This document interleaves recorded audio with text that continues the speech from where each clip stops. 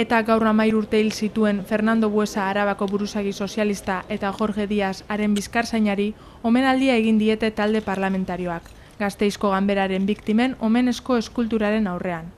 Legebiltzarreko alderdi guztiak izan dira omenaldian UPyD izan ezik. EH Bildu lehen aldiz izan da etako biktimen alde Euskal Legebiltzarrean egindako omenaldi batean.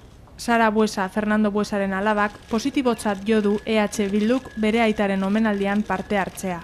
Ekitaldi hori herritar guztientzat irekia dagoela gaineratu du. Bestetik ezker abertzaleari egotzi dio autokritika eginez izana eta elkarbizitza baketsua lortzeko giltzarria keinu positibo bat egitea izango litzatekeela azpimarratu du.